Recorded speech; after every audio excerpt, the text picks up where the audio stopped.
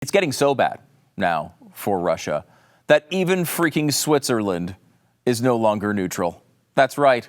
These are the people that stayed neutral when the Nazis were around, but they are now apparently not neutral. They're participating in the sanctions as well. And when you look back at history, maybe they weren't all that neutral, but they still said they were neutral back then.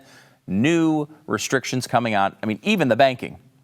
The Swiss banking is going down. First the judo thing, now Swiss banking. What else will happen here? It's crazy. It's kind of interesting because I feel like at this point we really don't know the outcome of this. We don't know what's going to go on. We still don't know really what Vladimir Putin wants. We don't know. We've seen a more fierce pushback than maybe a lot of people expected from Ukraine. But, where's this going to go? There's a podcast called Plain English that went through the 5 possibilities here. I'm going to go through some of those. I have a few additional ones. Where is this going to go? Let me give you the 5 scenarios. You tell me what you think. First of all, we'll start from the best outcome from maybe the Ukrainian perspective. The Putin backfire. Now, the Putin backfire is interesting because, people kind of just jumped on the bandwagon immediately that Russia was going to be able to do whatever it wanted in Ukraine. And you know who had something to say about that? Ukraine. They're like, yeah, we are a country and we're not going to just let you come in here and, take over. Like, that's not going to happen. We're going to do everything we can to stop that. And, this is going back to, this is January 19th. This is Joe Biden doing his press conference where he was talking about a potential Russia-Ukraine conflict. And these words really bothered me at the time. And they bother me even more now. Watch this. The cost of going into Ukraine in terms of physical loss of life for the Russians, they'll be able to prevail over time, but it's going to be heavy. It's going to be real. It's going to be consequential. Militarily, they have overwhelming superiority as it relates to Ukraine. But they'll pay a stiff price immediately, near term, medium term, and long term if they do it. Now, we know enough about these militaries that, yes, Russia does have a larger force. It has more technology, et cetera, et cetera, et cetera. But before a war starts, telling everybody, including all the leaders involved, that Russia's just going to roll all over Ukraine. Yeah, Russia, Ukraine might get some casualties. They're going to put a cost onto Russia. But overall, we know that eventually, if they want it, they're going to take it. I don't think that's a great message for a U.S. president to be saying. Now, in a military meeting behind closed doors, that may very well be the reality. But I don't think you say that to the press. I don't think you say that during a press conference. I think there's a chance, though, that maybe Ukraine rises up here. Remember, Russia only had 190,000 troops on the border that they've been willing to commit so far. As we pointed out, only about 75% of them are in at this point. Ukraine has more troops than that. So you don't normally invade a place with fewer troops than the standing army has. Of course, there's also tons and tons of civilians picking up arms to fight back as well. So, is it obvious that they're just going to win? I don't think it's obvious. I think if a fully committed Russia tries to go in there, it's certainly likely that they would win. But maybe, let's go with scenario number 1 here, which is, hey, maybe Ukraine does a good job here. They push them back, and Vladimir Putin's got to go back home with his tail between his legs. It is possible here. Number 2, Russia tries to implement a puppet regime. This would be implementing a friendly ruler to Vladimir Putin, of course, similar to the situation that's on in Belarus right now, where Belarus is basically a satellite country of Russia. They'll do whatever Vladimir Putin says, though Belarus still exists. It's still hanging out there. It's still got its own name on the billboard. But really, are they different than Russia? I mean, militarily, it doesn't seem to be much separation at all. Now, Belarus was not conquered. The dictator there was about to get overthrown, and Vladimir came in and helped him out, and now basically gets to run the joint because of it. So that's scenario number 2, a puppet regime installed by Vladimir Putin. Number 3, state death. Dun, dun, dun. That's just a cool term, state death. I hope it doesn't happen, though. The concept there would be basically Russia comes in, takes over Ukraine, and wipes Ukraine literally off the map. No more Ukraine as a country. You'd have a situation where Russia just gets bigger, or they could theoretically rename it something else, some other satellite name, but generally speaking, Ukraine gone, now part of Russia, not like Belarus. There's no different name on the nameplate. Number 4, Scenario number 4 is getting the band back together. Vladimir Putin has said he wants to do this, and this is like real expansion. It's like you finish off Ukraine, you take Ukraine, becomes part of Russia again, and then you know what? I don't know. Maybe you keep going. Now, Moldova is over there as well. Let me show you the map. This is the NATO map of Europe right now. A couple things I want you to notice here. You see all the yellow countries are NATO. You got, of course, Finland, Estonia, Latvia, Lithuania, Poland, Slovakia, Hungary, Romania, Bulgaria. That kind of gives you a border, a NATO border in Europe. Then you have Ukraine, which in this scenario is taken over by Russia, Belarus, which is already allied with Russia, leaving you basically on that side with only Moldova, which, I don't know, if your country has the word mold in it, does anyone really want to take it over? That's just that's not geopolitics. That's just my own personal opinion. Seems questionable. But what you also see here is potentially some expansion to the south from Russia with Kazakhstan, Uzbekistan, Turkmenistan. You can't get rid of Turkmenistan. You know they're my favorite country. Kyrgyzstan, you got Tajikistan. You got all the stands down there. And if you kind of see, this is what the old Soviet map looked like. And that's kind of what we're talking about here, where the Soviet Union kind of makes a comeback, gets the band back together, and a bunch of states that currently exist just become swallowed up into Vladimir Putin's new vision of what Russia might be. And then, of course, the fifth one is that the expansion continues to the west. And this is where we get into some real problems. Because over there, if you remember, I showed you the whole NATO map. There are countries over there that are in NATO. And if any of those countries get hit, the Lithuania, the Estonia, the Polands of the world, if those countries get attacked by Russia, Article 5 of NATO says they've attacked us too. They've attacked all of us. And we all ally together to go up against Russia. Then we're in World War III. That's scenario 5, World War III. And here's the thing. That's not it's not a 0% chance that this actually occurs. You can see a world, especially if over the next few weeks, the tides turn a little bit, Russia takes Ukraine, is on a high note, running on a high note, and decides to just keep going and get the entire band back together, including those NATO states that used to be part of the Soviet Union or the sphere of influence of the Soviet Union. That is really scary because we saw today Putin has declared a nuclear alert. Biden has not matched that alert. He's getting all sorts of credit for that. I don't really know why. But the nuclear alert from Vladimir Putin, who seems to be completely insane at this point. We had several big public officials come out and say, there's something wrong with him. I think he's changed. He may be nuts.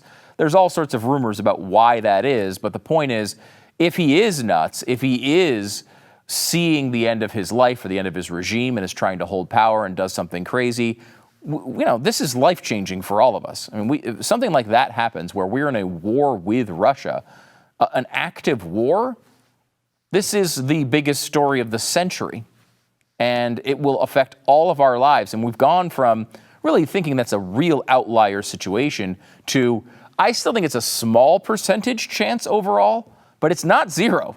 I mean, it's not 50, but it's not zero. I mean, it's above, a couple of percent chance here. Maybe it's a 5% chance, but that's way too much when you're talking about a potential end of civilization type war. That is really, really scary, and it's out there. And that's why I think it's kind of a big deal to keep talking about this. It's important to make sure we discuss. Those are the 5 that they discussed on the podcast. Let me give you a couple of additional ones, some bonus situations here that could be a potential outcome. This is one I've talked about a little bit, but the Putin head fake. Now,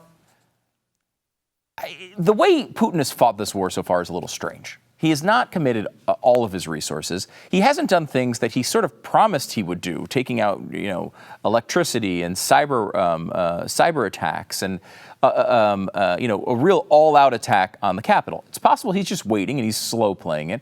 But the fact that he didn't put enough troops on the border to even overwhelm the Ukrainian troops, and he's only using 75% of those troops so far. He's acting strangely. He hasn't done some of the basic things you'd expect from a guy really trying to take over an entire country. So is this a head fake? Is this one of these things where Putin signals a full invasion of Ukraine? I'm going to take over the capital, puts enough pressure to where Ukraine is happy to give him the regions on the east side of Ukraine that Putin wanted initially. You get those breakaway regions, you get the port city, you get all the stuff that he kind of wanted, and then looking like, oh, well, look, we're not trying to take over, and sort of backs off from the full nation takeover. Signals the big attack so everyone's happy with the smaller one. The Putin head fake is still a possibility. I mean, if you listen to this is kind of what Joe Biden initially sort of signaled approval of back in the day at the very beginning. Remember this clip? Russia will be held accountable if it invades, and it depends on what it does. It's one thing if it's a minor incursion and then we end up having a fight about what to do and not do, et cetera. But if they actually do what they're capable of doing with the force amassed on the border, it is going to be a disaster for Russia if they further invade Ukraine, and that our allies and partners are ready to impose severe cost and significant harm on Russia and the Russian economy. I mean, he basically told them to do this.